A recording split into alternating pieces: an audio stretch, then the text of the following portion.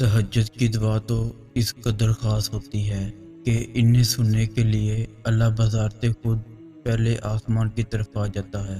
इस पहर की फरियादें फरिश्ता तक रसाई पाती हैं। और क्या तुम्हें नहीं मालूम कि ख़ास मामलात में नवाज़िशें भी ख़ास हुआ करती हैं। तहज्जुद की दुआएं तो दुनिया बदल देती हैं, तुम तो फिर नसीब का बदलना मांग रहे हो।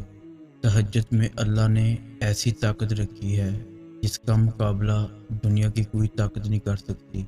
वो तुम्हारी तमाम बेसुकून रातों का गवाह है और उसने तुम्हारी उन बेशुमार दुआओं का भी हिसाब कर रखा है जो तुमने इसके सिवा किसी से नहीं कही।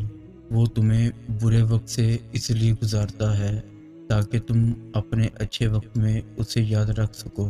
तहज्जुद तो इस नसीब से भी लड़ जाती है जिसके सामने तुम्हारी दुआएं बेबस हो जाती हैं। जब कबूलियत के तमाम रास्ते बंद हो जाते हैं ना, तब भी एक राह होती है तहज्जुद, जहाँ कबूलियत लाज़िम हो जाती है। वो रब जो तुमसे सबसे ज़्यादा प्यार करता है, वो जो तुम्हें सब्र देता है, तुम्हें हिम्मत देता है, तुम्हें तहज्जुद में उठने की तौफीक देता है, तो तुमने कैसे सोच लिया वो तुम्हारे सब्र को शुक्र में नहीं बदल सकता। तुम्हारा तहज्जुद तक आना भी एक मौजज़ा है। जो दुआ तुम्हें तहज्जुद तक ले आई है वो भी एक मौजज़ा है।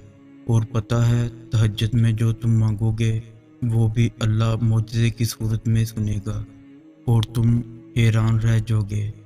अल्लाह पाक फरमाता है, जब मेरा कोई बंदा मसैब में मुझसे सवाल करता है, मैं उसे मांगने से पहले दे देता हूँ और इसकी दुआ कबूल कर लेता हूँ। और जो बंदा मसैब के वक्त मुझे छोड़कर मेरी मखलूक से मदद मांगता है, मैं इस पर आसमानों के दरवाजे बंद कर देता हूँ।